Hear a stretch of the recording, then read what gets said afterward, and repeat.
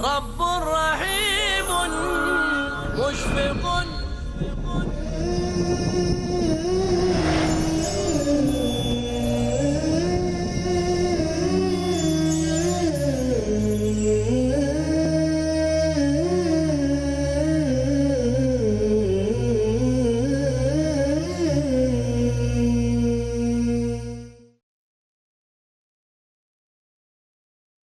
Bismillah ar-Rahman ar-Rahim. Assalamu alaikum rahmatullahi wa barakatuh.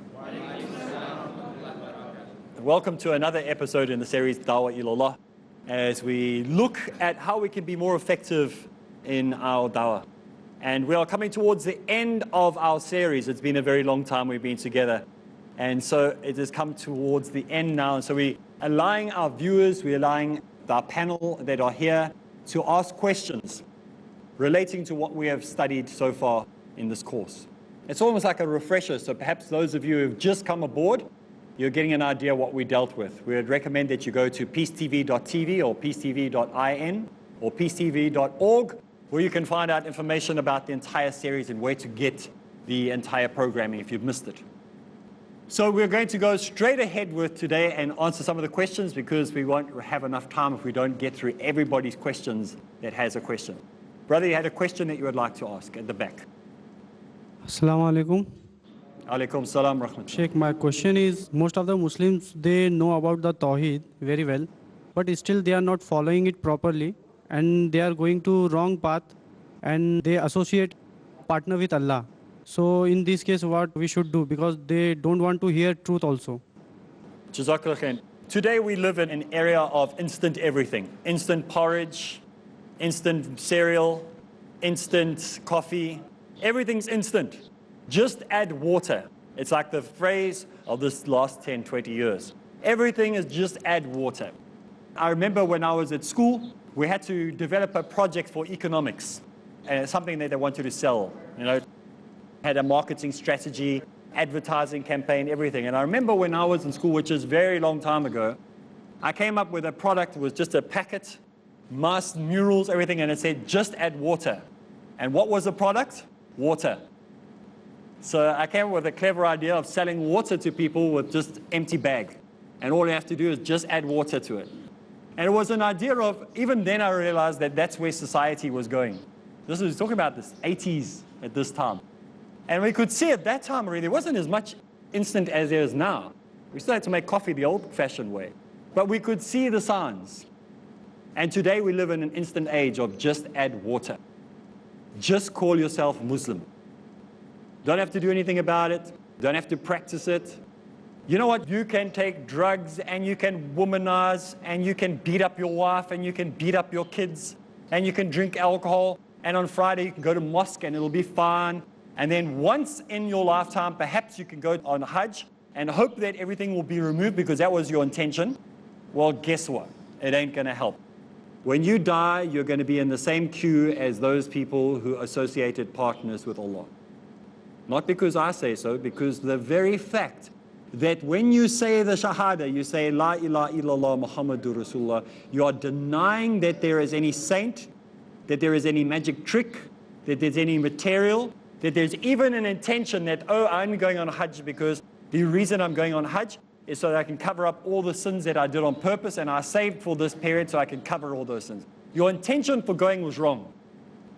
Now, what about those people who sincerely want to find Allah, who seek the truth, and are prepared to put in the time and the effort and the hard work, and they fail day after day after day, and they just feel that they're not good enough? Who do you think Allah is going to be more pleased with? The person who struggled, failed and struggled, and the guy who thought he could just find a shortcut. You know, we must live our lives as if we are never going to make it. But we must live at the back of our heart with the hope that we are. That little piece of material or string or whatever, or somebody who's making money out of you. In South Africa, we've got lots of these crazies. You know, phone this woman and she'll help you, and she can see spirits and guides and all this nonsense. She's supposed to be a Muslim. People are throwing their money at her. Men who do this. Stay away from these people. So how do you get back? How do you stop? First of all, get rid of all those things that you have in your house. Don't have anything. Get rid of all. Only thing that you need is Tawheed. which is not an object. You know, Christians, some of them, they sleep with a Bible underneath their head, put it under their pillow, and they think somehow it's going to make them spiritual. It's not going to make you spiritual, it's going to give you a bad night's sleep. You have a sore neck in the morning. It's not mysteriously going to jump into your brain and now you're going to be a better person. You know, when you were in school, some of you had that idea that you could learn for your exams by playing a recording, and you go to sleep and 1 + 1, mathematics. I was playing and you woke up in the morning, all you woke up with was a headache. You don't get any cleverer, any smarter. Some of you went and paid big money for those courses, subliminal mind control techniques, how to learn better. And what happened? The guy who sold you that laughed his head off. So there's no substitute for good old-fashioned plodding along. You know why people make so much money in the diet industry? Because there's people like us that believe in it. There's no proof ever that any of these medications have ever worked. The only way you're going to lose weight is by putting the time in. The only way you're going to build muscles is by putting the time in. It's not going to happen by a pill. It's not going to happen by tins. And these guys are all gymmed up, and you see them on YouTube and all the rest of it.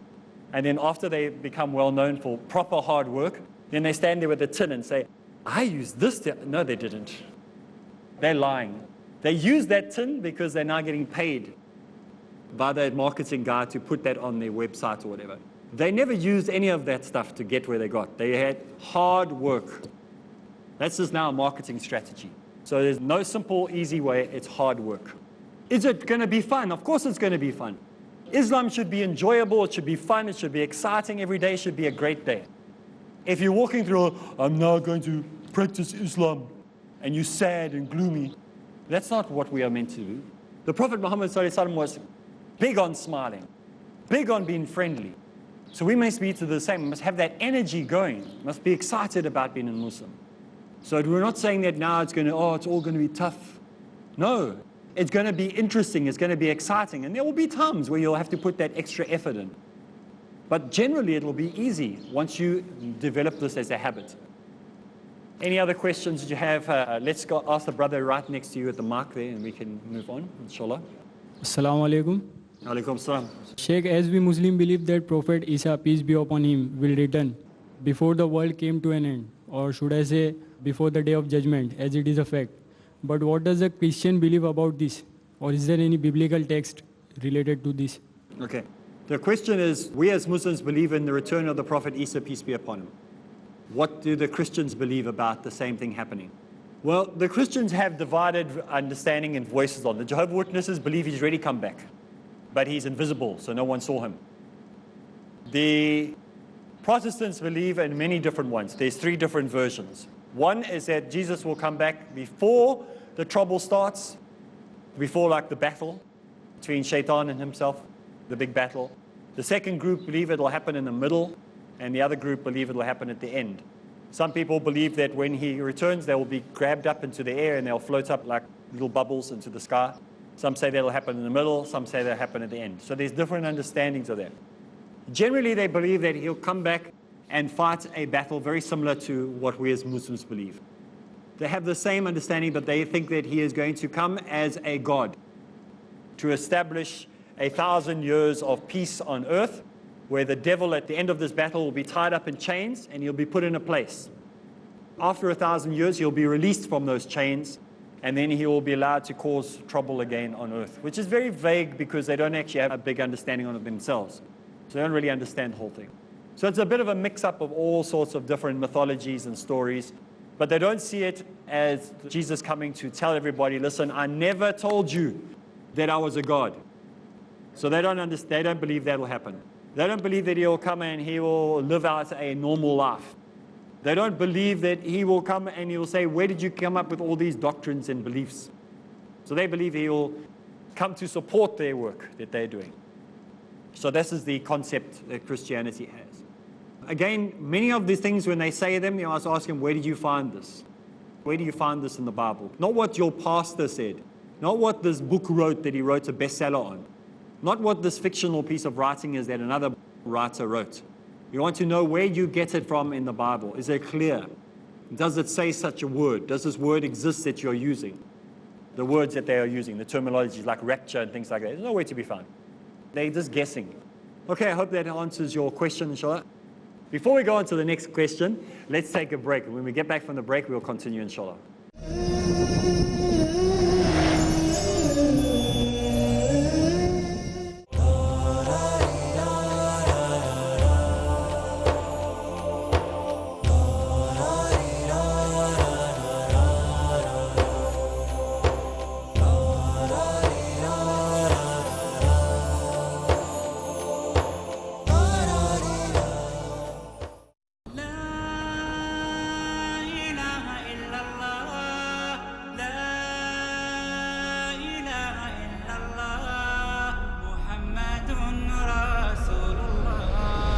Costs nothing,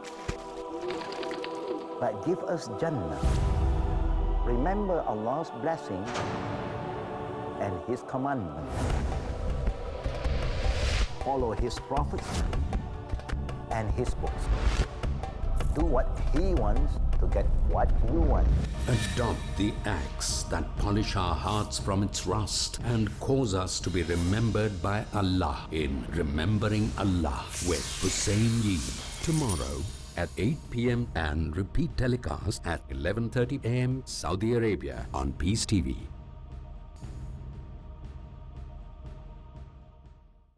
Peace TV पेश कर रहा है एक ऐसी तरबियत जिसके साये में तामीर हो रही है एक नायाब सोच। इस्लाम में मर्द औरत के दर्जे बराबर है। इल्म के गलत इस्तेमाल ने इंसान को हैवान बना दिया। ये दुनियावी जिंदगी तो सिर्फ खेल तमाशा है। जिसके कदमों में ताकते परवाज है, नजरों में निशाने मंजिल। हमारे समाज अमली बिगाड़ है। बुराई को भलाई के जरिए दूर करो, इसमें रियाकारी दिखावा ना हो। जिसकी नुमाइंदगी कर रही है वो संजीदा नस्ल। हर मुसलमान का फर्ज बनता है कि इस कुरान को पढ़िए, क्योंकि यही नजात की राह है। मिलिए इस्लामी तालीमात के तर्जुमानी करते तालिब इल्मों से। मरियम पटेल, सादान सैयद, गाजी चौहान, हिबा सैयद, अम्मार सैयद, अब्सार शेख, दुबा शेख, उमैर कादरी, फैसल कोकड़ी। कुरान और हदीस के समझ के लिए सहाबा की समझ का सहारा लेना जरूरी है। तौहीद की हिफाजत है जिनकी जिंदगी का हासिल, जिनकी एक एक बात है तारीफ के काबिल। नस्ले मुस्तकबिल। Every Friday at 7:30 p.m. and repeat telecast at 10:30 a.m. Saudi Arabia on Peace TV. The voice of truth. That Allah does not look at your face, but rather Allah looks at your heart and looks at your action. We Muslims know life is a test. And so in order for us to have peace, there must be standards, there must be truth. The voice of justice. Indeed, to all nations we send a messenger, that they will call people to worship one God, Allah. The one who is the only one who can grant true peace. That we all looking for. The voice of peace. The last and final instruction manual for the human being, it is the glorious Quran. It is the glorious Quran. The voice standing up for all of humanity against all falsehood. Islamic Voice, next on Peace TV.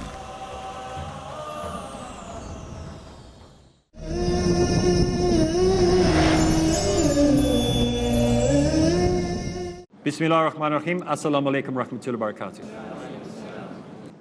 Today we are continuing with some of the questions that you have sent in, and those questions that we have here that we are answering relating to how to do dawah in comparative studies or comparative sciences. Let's go on with the questions. The next question is? Assalamu alaikum, Sheikh. Alaikum salam. My question is on Jehovah Witnesses. In the earlier classes you said that the Jehovah Witness, they do not believe in the Trinity. And they don't believe Jesus to be the begotten Son of God. And they always use the term Jehovah instead of the word God. So isn't proving to them that the God that they believe in to be as Jehovah is not the true God, or it is not the correct name of the God, can be more helpful? Jazakallah khair. So the question is relating to the Jehovah Witnesses. Why do they call God Jehovah? The word Jehovah is made up of 4 letters that they found, and they just added in vowels to suit them. So it could be Jahava, it could be Jehovah, It could be Jehovah. Put any vowel in you would like. How they came up with those particular versions of the way the vowels must be placed is anybody's guess. But the greater question should not be why they call him Jehovah. I mean, in Zulu, in my country, they call God Nkulunkulu. In German, they call him Gott. Do you want to call God Jehovah? So the question is not so much the name, whether you want to in Hebrew, Arabic, German, French, as long as you're talking about God of Tawheed. You don't find in many religions that the word that they're using for God, only in English you find that it can have a feminine and a masculine and a goddesses and gods and all that. Most other languages, Nkulunkulu can only mean Nkulunkulu, can only mean God, can't mean anything else. So most languages, even though they have a different word for it, still means the same. So I'm not going to get tied up in that argument too much. But the greater question we have for Jehovah's Witnesses is, why do you call Jesus Jesus? That is probably the greater question. Even though they don't believe that he's God, and they believe he's an archangel. Why do you believe that he should be called Jesus when the letter J is not to be found in the Aramaic or the Hebrew language? So who came up with this word? If anything, you could call him Yeshua, but it's very, very different to Jesus. Doesn't sound the same. So many of the Christians who are walking around casting out demons in the name of Jesus, no wonder the demons going, who are you talking about? Who is this person? So we have to understand that that is the greater question. Who gave you that name? If the Jehovah's Witnesses are so particular in saying you can't call God God and you need to call him Jehovah, then they need to look at why they're calling Jesus Jesus. Surely they should be calling him, if anything, Yeshua. That would be more acceptable than calling him Jesus, or Isa, alayhi. These are the things that are more acceptable and more proofful. So we find that the same with the Seventh-day Adventists. Remember, they're going all on about the Sabbath, must keep the Sabbath, must keep the Sabbath, must keep the Sabbath, but then they're breaking all the other Leviticus laws that they get the same teachings from, all the other commandments that they choose not to follow. So it's no use just zoning on one thing. You need to keep everything. If the story is about names, and you've got to focus on names, then you better keep the other names correct. So you can't just choose one name and say, we're only going to use the name of God correctly, and all the other names we don't have to, and we can change names whenever we feel like it. No, you have to do it all properly. And the same is if you're going to obey certain parts of the law, you have to obey all the parts of the law if that's what you're building your doctrine around. So I hope that helps in some way, inshallah. Front row. Assalamu alaikum, Sheikh. Alaikum salam. Sheikh, I have a friend who believes that Islam is the best religion, but he says that what if it's not true? I mean, being best does not always mean true. So he says that what if Prophet Muhammad was a very good man, sallallahu alaihi wasallam, he was a very good man, but what if just to make the society better place to live in, he lied? So how would I or anyone give dawah to such people? Very fair question, very good question, and one that we come across a lot. Islam is a wonderful religion. You look at it from externally, people go, fantastic, really good. But you know what? How do we know that it wasn't just made up? I mean, it could have easily been done like that. There could have been a man sitting there for 20 years going, you know, what can I think of today? Let me write this. Yeah, okay, let me write. That's the accusation. Let's analyze the accusation. What was the thought of that time about the topics that he was writing about? What were the topics that the Prophet Muhammad ﷺ was giving to the people? What was the common thinking of the day? Did they believe in women's rights? Did they believe that women were equal to men? Did they believe that women should be given inheritance? Did they believe that a woman should survive after she was born? Did they believe any of those things? Nothing. Why would he write against what was the culture of the day? It would have been very bad politics, very bad religion. You wouldn't get any followers. He goes exactly against what the practice of the norms of the day is, just on women. What about legal rights of animals? They didn't care about animals. They didn't worry about animals. Animal was an animal, so what? It was merchandise. It was like cash for us today. It's just a commodity to use. Why would he write such particular deep mysteries that we're only now figuring out? He had no access to a biologist's report on how ant colonies work and the intricacy of bees and the intricacy of flower. He never had access to that. No one had access to that. They're only busy trying to figure it out right now. Scientists are figuring out how bumblebee flies and trying to make electronic bumblebees in the last 5 years. It's a new development. If a man is sitting there in a cave whose experience was meeting a Christian blacksmith, maybe doing a couple of trade routes, he's never going to be able to write the great mysteries. Because even Einstein wouldn't have been able to come up with this. Not even the greatest human being and the greatest computer on earth, if you programmed it, would come up with even something as remotely close to this. If you had to develop a program and said, please program, think for yourself, come up with the most deceptive terms you can possibly come up with, and you program this into a computer, it wouldn't even come close. You can go out point by point by point by point. A man could not have done this. A group of humans could not have done this.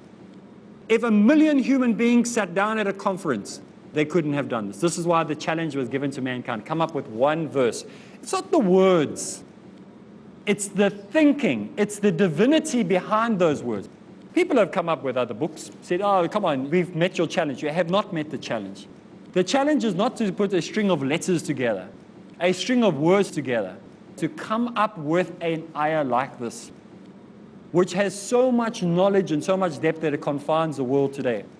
The accusations have been, yes, but he copied the whole idea of the gestation period of a woman, pregnancy of a woman, from earlier writings that the Jews had. No, that's not true. There wasn't even talk of that because they would have killed the person for saying that. Those days when you said the earth was round, what happened to you? Killed you. If you went against what was the popular norm of the day, you were dead. They killed you. It's not like today where you tolerate people. It's not like the internet existed. Those days, if you went and you said the earth is round, they murdered you. If you said anything like the Prophet Muhammad ﷺ gave the revelation to mankind, the death sentence was upon you. So there weren't anybody writing stories about how the baby was formed and looked like this and that and the other. Nothing like that. These only existed much later. And who copied who? People often say that the Bible came before the Quran. It's the other way around, my friends. The Quran was in existence for 1,400 years and was popular amongst all the people for that period of time. The Bible is a new document in its form that actual people could get hold of. We have to believe that the church had it all along because they say so. But they can't produce them. They can just say they were around. We don't just say it, we can show it. So there's a big difference. Your King James Version doesn't say printed in the year 000. Your Dewey Bible doesn't say printed in the year 000. Your Catholic Encyclopedia doesn't say printed in the year 000. Does it? So you have to have a look at which came first and which one's in existence with. So simply by looking point by point, you can take any point you like. Any point in the Quran, and you can look at it and you say, this is a divine way of talking. This is a divine way of thinking, not a human way. Humans could never come up with this stuff. We are the most unoriginal creatures. We think we invented something, we've never invented anything. All we've done is developed upon a previous idea. We don't come up with original thoughts. We take this and we go, why have all this? Let's just have a screen. And then we go, why have a screen? Let's make a projection. Why have a projection? Let's build a brain implant. Why have a brain implant? So we evolve from what we've seen already. We don't come up with original ideas. The Quran is a book of original thought because it's not human. It's not a human thought. Human thought is like a story. And that's why when people often read the Quran, they go, it's very disjointed. It's not disjointed. It's not human way of writing because humans write stories. They write nice little poetry, and even though it's written in poetic form, that's for memorization. It's still very much, you can take each line and it's a whole different thing that you can go into. It's not like you have to read the entire thing, even though you should. You can take one line and it can blow your mind, literally. Today we take it for granted because we have so much knowledge. But back then, can you imagine? Because they hadn't discovered 99% of that stuff. It was only recently that we've discovered most of those things. So most of the things that you read in the Quran, when they read it then, they must have gone, this is a hard thing to explain to people. They're never going to believe me when I tell them this story. Yet we find it difficult to tell people about Islam now. when we've got all the evidences and proof of science. Back those days, they didn't have that. Imagine when you told them about what it said about the flower, or what it said about gestation period of a woman. They must have thought you were crazy. That would have been much more difficult to do dawah then, and yet they accepted. Today, we've got all the backup and proof, scientific miracles of the Quran. We can have books and everything. It's easy to explain. So we've got an easy job. So if people say that, remind them of these things. Go through to ask them, give me a point. Give me one of your points. Those of you at home, if you've got friends who want to know more about Islam, especially wanting to understand more about how to come closer to Allah and maybe some of the points that we raised today, please go to the Peace TV website where you can find out information where you can download. There's some really good comparative sections there. You can download these things and give it to your friends. Well, that's all the time we have for this week, so make sure you join us again, same place. So for me, Areeb Islam, Assalamu alaikum wa rahmatullahi wa barakatuh.